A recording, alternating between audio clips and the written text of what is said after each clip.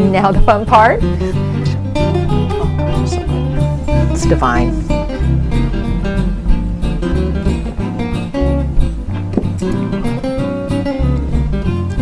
I know I sound silly if I just tell you how good that is. I just think it's fabulous.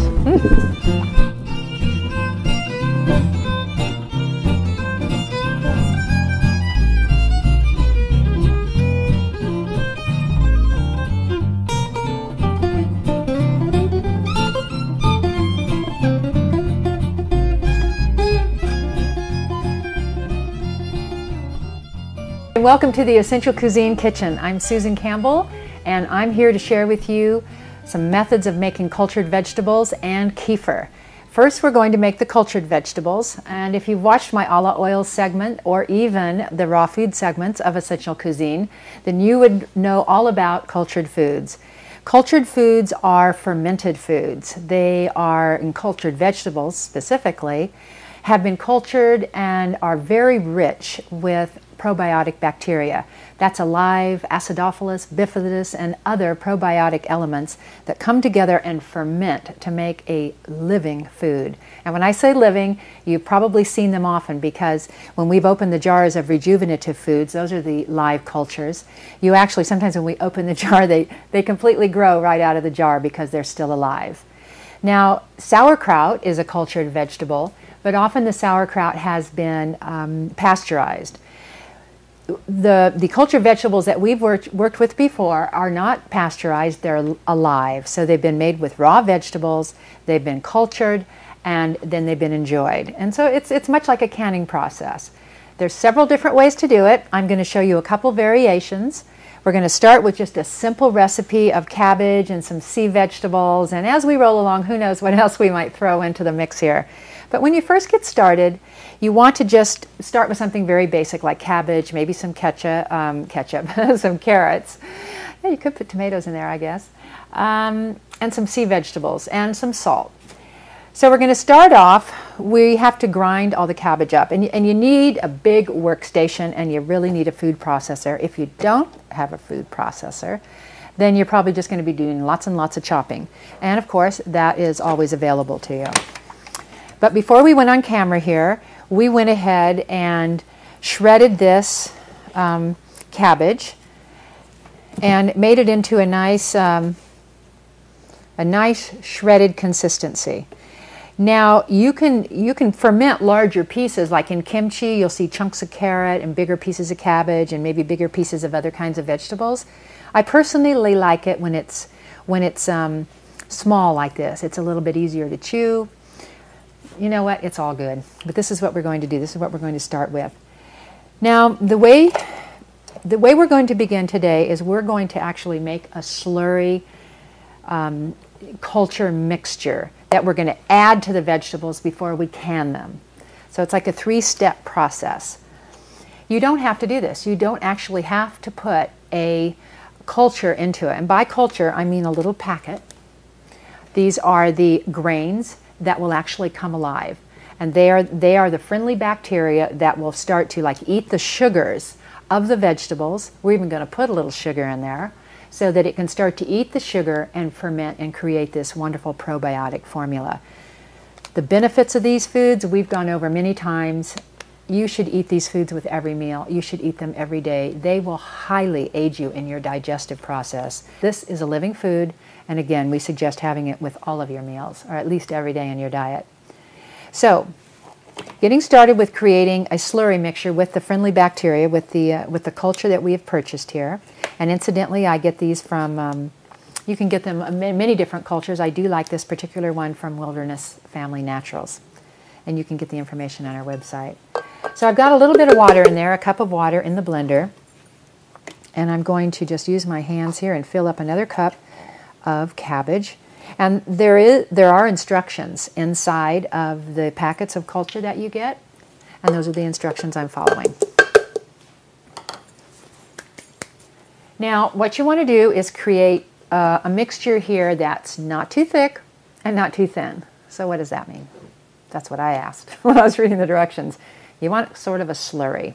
So we're going to play around and come up with a definition of slurry. Obviously this isn't mixing so well, so we're going to add a little bit more. And you know what? If we add too much, we can always add more cabbage. Whoa.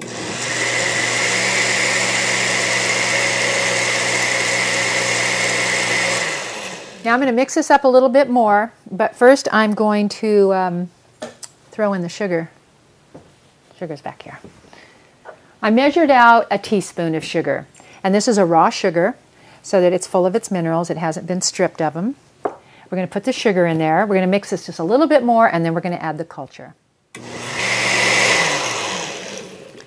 Now, ideally, what you're going to want to do is when you get started, you want to just shred enough cabbage to put it into the blender and get this slurry going, because you want it to sit for at least 15 minutes. It can sit up to 2 hours and it won't hurt it. As a matter of fact, the longer it sits, the more time this friendly bacteria will have to eat up the sugar, which makes it all the more powerful because it's growing.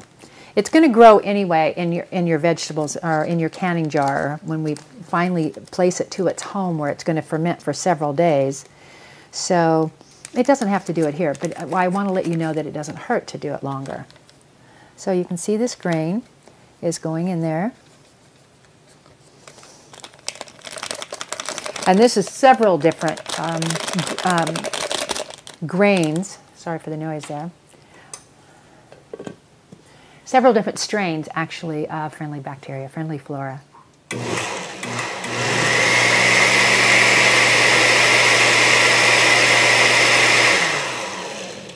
So I think that's a slurry. I think we have a slurry. We're going to let this sit now for about 15 minutes, and we're going to finish shredding all this cabbage. Incidentally, we're using 3 heads of cabbage, and we took off all the outer leaves first, you can see here, and we're going to wash these well, and I'm going to show you how we're going to use these at the end. But that's the way you want to start. You want to peel off your outer layers, get them nice and clean, keep them, and I'll show you what they're going to be used for when we come back.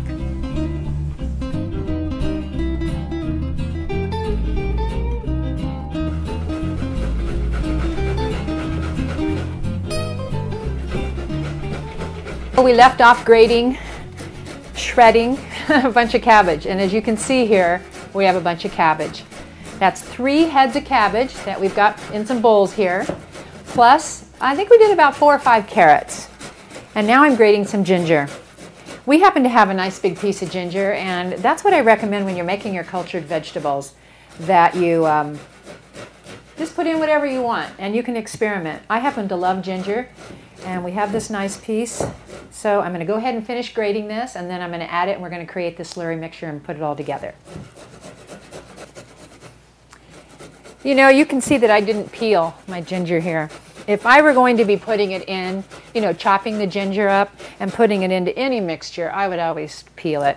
And it's one of the reasons I do it this way. I don't have to peel it. It saves a step. Remember, it's all about simple. I had to laugh when I just said that because I don't know that cultured vegetables are all that simple. You know, actually they are simple. There's not a lot of recipes. There's no cooking involved. It's just, you know, some major prep and you need a lot of room. But when you make these yourself, I mean, look at the cost involved. You have 3 heads of cabbage, a few carrots, maybe a little ginger. You do have to buy your culture, but you can make them without the culture. And you get your own cultured vegetables that will last for such a long time. I mean, they'll last in the refrigerator indefinitely. You can keep them canned for, you know, you can let them sit for a few months. And sometimes I have friends that have made cultured vegetables, let them sit for weeks, and then they're just rich and rich and rich, very, very strong. So that's what's so great about making them. And it's so fun to explore. It's fun to watch them grow. It's just cool. Now here is the slurry mixture. It's probably not on camera for you, but it's the blender. I'm just going to give it a quick whirl. I had to add a little bit more water because it started to thicken. And it's always an experimentation process.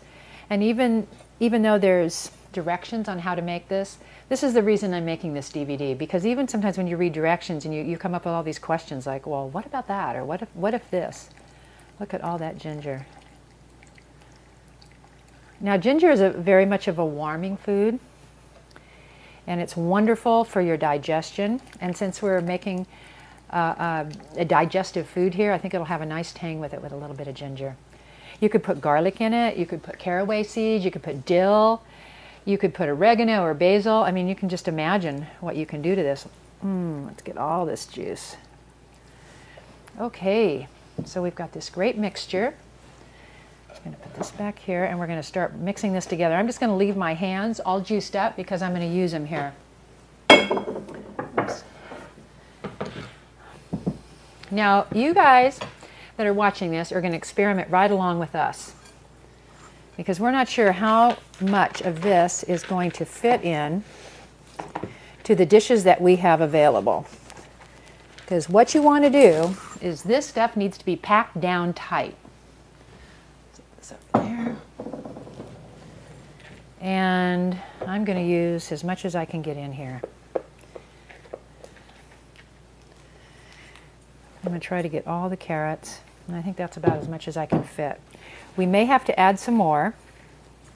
I'm going to go ahead and put this mixture in.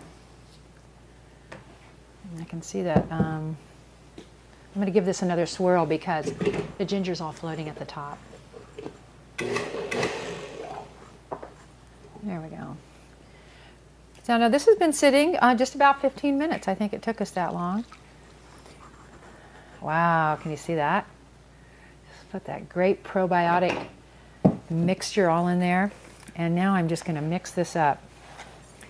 You want it to be wet. You want it to be liquidy. Now, because we made a mixture for this, we made a slurry probiotic mixture, it may not need as much weight. But the key to this, and you're going to see when we pack it into the jars and into the dishes, that it needs to have a lot of weight on it, and that weight is what pushes the juice out and makes it juicy. Remember all these vegetables that we've been opening and enjoying from Rejuvenative Foods, these cultured vegetables? Remember how they look? They're very, very juicy, because this would not grow very well without a lot of juice to it.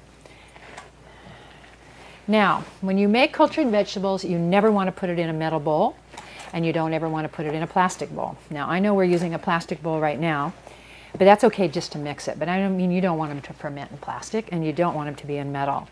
They need to be in glass or a porcelain that for sure doesn't have any lead or any toxic substances. Because remember, this is alive, and this probiotic formula is going to be eating away and growing and fermenting, and you don't want it to leach any toxic metals from any containers that it's in. So you've got to remember that. I think that there are some plastics you can use. I like to stay away from them, but nowadays they're starting to make some healthier plastics so that they don't have the components in them that are dangerous to our health. So this is feeling pretty good. It's nice and wet. All right. Okay, now I'm going to wipe my hands off here, and I'm going to show you one way of making these. You know where, on a side note, you know where I talked about the Grain and Salt Society? They're the ones that have the Celtic sea salt. They're called the Grain and Salt Society, and they're a company out of Ashland, Oregon. Excuse me, it's not Ashland, Oregon. It's Asheville, North Carolina. Grain and Salt Society. They are the ones that distribute and harvest and bring over that great Celtic sea salt. Well, they have a great catalog, and if you want to go to their website, it's CelticSeaSalt.com. You can get the information on my website. They sell these cool crocks, and they're about this tall. They are so cool, and what they are is they're a brown porcelain pot, very heavy, and they're designed so that you can actually put blocks inside and weight the cultured vegetables down. They're a crock made for making cultured vegetables. I have one, and I love it. Here, this is some sea lettuce. I love to put sea vegetables in here because, first of all, they give a great color. They're going to add a great salty flavor, and guess what else? Minerals. And we want this to be mineral rich. These tongs are so great. These are bamboo, from Totally Bamboo, where they make the bamboo furniture, dishes, cutting boards. And they are laminated without any formaldehyde, so they're safe to use in all your foods. even probiotic fruits. Oh, I wish you could smell this. It's just a great aromas from these sea vegetables. Okay, now we're going to put this back in. Oh, another thing you might want to add is salt. You can definitely add some salt, and that will bring a lot of good flavor to it too, and I have some right here. And I'm going to go ahead. This is the one thing that I will put salt in when I make it. And you'll notice if you go to buy rejuvenative cultured vegetables, if you don't want to make your own and they don't carry them at your store, ask for them. Ask them to carry them. And I think probably you can mail order them too. But they make so many different flavors, and they make them salt-free and with salt. But we didn't put much salt in here. This is a good workout. Okay, I'm going to put it back in this bowl. I don't know about you, but kids love to get their hands in food. And I like to get my hands in food. So this is a good opportunity. And you know, if you can train your children, if you have children and you're watching this, if you can train your children to work with some of this equipment, I have found that kids have a blast. They just think equipment is so cool. You have to supervise them, of course, and it depends how old they are. But I taught a kids camp at Laguna Beach Culinary Arts. It's a home chef school where I used to teach. And the kids had such a blast in the kitchen. And I think they had to be 10 or 11 years old.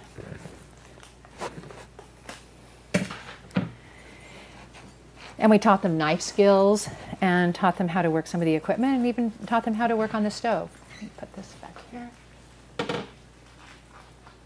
I'm going to use that bowl again. Now I'm just going to press this down. Let's get these every little bit of vegetables we can. You can use your fists. Can you hear that? Let me see if we can get that on camera. Now the more you press it, what we can do sometimes when you use a jar, if we were pressing this into a jar, you actually get a dowel like that you would put in your closet, a wooden dowel. And that's what you use to press in a jar. And I'm going to show you how to do that too. See, the more I press, the more the juice comes up. Can you get that on camera? You can see how the juice is really coming to the top now. See that? I don't know if you can get it. But the more I'm pressing, the more juicy this is. I'm actually pressing the juice out of the cabbage. Oh, it's coming up wonderfully. Now you'll notice that we put the whole slurry mixture into this particular batch. And that means that if we make more, which we're going to do, it's not going to have the slurry mixture with it. It's just going to be the vegetables. They will ferment on their own. You don't have to put a culture with them. I think they're stronger, but they'll find their own way to do their own fermentation process. This is great. Very, very juicy. See that? You can see how I packed it all down. I think we're about there. This is the way we're making this one. Now watch this. I'm going to put a glass plate on top. I'm going to turn it upside down so it's kind of cups. Right there. And what you want to do is you want to put weight on it so that it presses down and it continues to press. And the heavier that weight is, or it's nice and heavy so that it continually puts a weight, so those juices can continually be pushed out of the cabbage and then come back up and start to bubble and ferment. I'm going to put these tiles. We're being very innovative, and the reason I want to show you this is so that you can do the same. We're going to put these tiles on top, and then we're going to put a rock on top. Isn't that cool? Now, what you would do is set this in a dark place. I've got a towel, and this will continue, this will start to ferment. You want to clean it off. And sometimes if a little bit of a mold starts to grow on the top, that's okay. Don't let that worry you. Just kind of scrape it off when it's all done. In a cold climate like here, it would probably take about 7 days to get ripe enough to where you'd want to eat it. And what you would do is you would take it out of here, out of your bowl, you would put it in some canning jars, make sure the lids are really tight, and refrigerate them. Now, they'll continue to grow a little bit, but very, very slowly, slow enough to where you probably wouldn't recognize it. And so that's what you do when it's all done. Before it's done, you might want to check on them. If it's a very warm climate like Hawaii, like where I live, they could be ready in 3 days. If you can hold them till 7 days or even 14 in a cold climate, you're going to be much better off. I think they're going to be a little bit richer, a little bit tangier, and probably be more full of friendly bacteria. I think that's about it. You cover them up, and you just let it go set them somewhere in a cool, dry place, and let them do their own thing. And make sure that this is heavy enough. Now this is heavy enough, and I'm going to tell you why I know. I barely touched it, and I saw some water bubble up. I just barely touched it. And so that's going to be nice and heavy. If you don't have tiles, just use a nice big heavy rock. If you had a bigger bowl and you could only fill it halfway, that would be fine too. Just put your plate down on top of it, and the plate is only to serve to hold something heavy. And then you put your rock on top, and then you cover the top of your dish or bucket or whatever it is with a cloth. So I'm going to move these over and let them grow. And I pulled this out because I just wanted to show you what a cool dish this is. This is a great measuring cup. You could also make them in here. You just would have a lesser amount. Here's a jar. This would be a great jar if you were to make them in this. And what you would do, and we don't quite have enough cabbage, but I'm going to show you in another jar. We're going to get a smaller canning jar, and I'll show you how to do it there with this remaining amount that we have. But you would fill it clear up to the top, smush it down with a dowel or something like this. This is too wide, but the dowel works really well for these deep dishes, and you just keep smushing it down. And then you leave about this much room at the top, and you start adding pieces of carrots and then cabbage. You can fold over the big cabbage leaves and something that's thick and more sturdy, and that's what you press down with, and then you close it tight. And the weight that we made with the rock and with the tiles, that same weight, you're going to make by pressing until you get this so tight that you just barely can close. It's like a suitcase when you've taken too many clothes on your vacation. You want to get it that tight so you can barely get this closed. And then when you open it, like 7 days later, you got to better look out because it might just go zoo and just grow or burst open like a champagne bottle that you've shaken. So that's how you do that, and I am going to demonstrate in a smaller bottle. I have another jar. I'm going to put this remaining cabbage.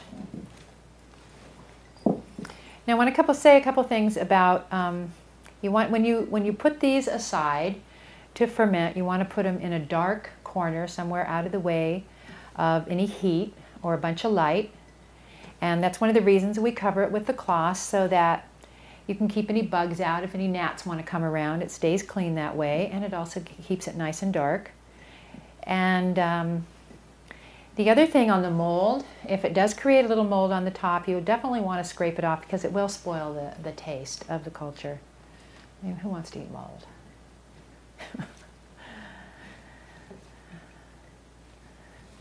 Not me. Okay, so I can already feel this coming down. Now we didn't put the sea vegetables in this, and I did that on purpose so that we just have a plain one so that when these are all harvested in about 7 days, so we can tell the difference. It also doesn't have the ginger. It's just plain cabbage and carrots.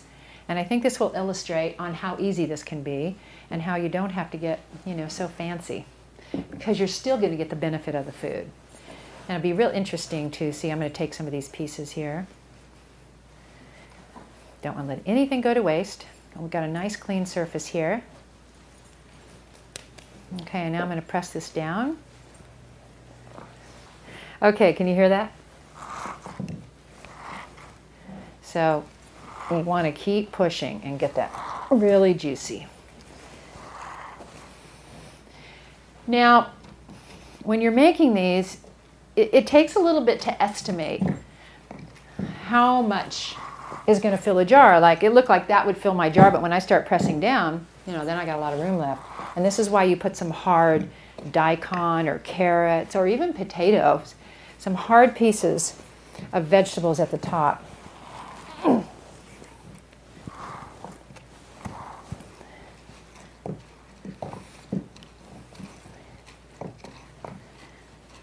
Okay, I'm going to give that one more Can you see it starting to juice up yet? I can. I can see little bubbles down there. But the more I press, the lower it gets, so I know that it's good that I'm doing this. I'm just going to scrape the sides now. Now, this is why you save the leaves. I could have easily put these leaves on top of this other mixture that we made before I put the plate down, but I purposely left them off because I knew I was going to illustrate this for you. And it's also a way for my cousins who live here that they can start watching the vegetables. If it were covered with this layer, they wouldn't be able to see it so well. And we're making this one a little bit differently because we're going to pack this down and close it with an airtight lid. So what I'm doing is I'm going to tear this up, tear it up, and create a nice platform that I can just keep putting in here like this, fold these up, and smush them down. And we're just going to put more and more and more. Just keep smushing them in there until I fill it up to the top, and then we'll put the lid on and we'll let it make itself. That's a pretty cool cook, don't you think? You just make something once and then it just cooks on its own for several days. I kind of like that. Let Mother Nature do its trick. Save you a lot of time. This is also a very economical way to have cultured vegetables. When I often hear people say, oh, it's so expensive to eat healthy, it's really not true. I have a lot of information in one of my books that I'm working on right now that'll be out in 2007 that actually has some price comparisons. It's actually quite economical to eat well. It might seem at the point of purchase that things cost you more. Let's take, for instance, cultured vegetables. I think they're like about $10 or around there, anywhere from 8 to 10 depending on where you live, for one jar. But you know what? That's $10 worth of great food. Even if you have a couple of teaspoons a day with your meals, it lasts you a long time. And if you can't afford those, then you can make your own, because this probably cost under $10 for all of that we're going to make here. Because we only use 3 heads of cabbage and the culture, 1 packet of culture, which probably cost a couple of dollars, and that's it. A few carrots. Always use organic, of course. That just kind of goes without saying with essential cuisine. Let's try another pound at this. See, now this gives you some leverage. Gives you like a nice big, see the juice coming up? You see that in the camera? Watch that. See the juice? That's when you know you've pressed it enough. That is purely from the cabbage. None of that is from any slurry. I didn't add any water. And that is what is going to start to ferment.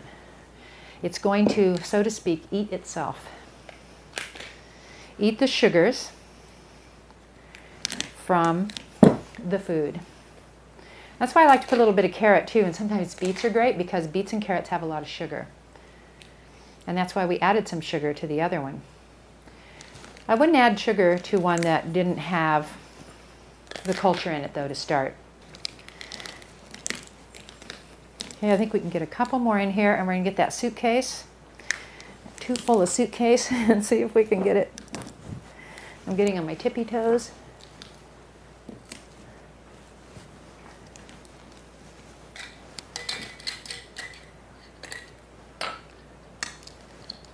Oh, it's starting to rain again. I think I got it too full.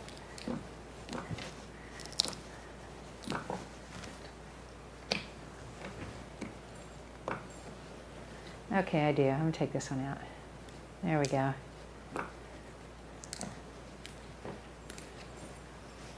There we go. These are great lids because you can hold them down while you twist this thing. Wow. All right, we did it. We did it. I'll wipe this off for you. There you go. See, it's got a little air in there, but I think we pressed most of it out, and it's going to be okay too. If a little mold grows on the top, you can keep an eye on it, and just wipe it off the top. There you go, your own cultured vegetables. It was worth it. Trust me.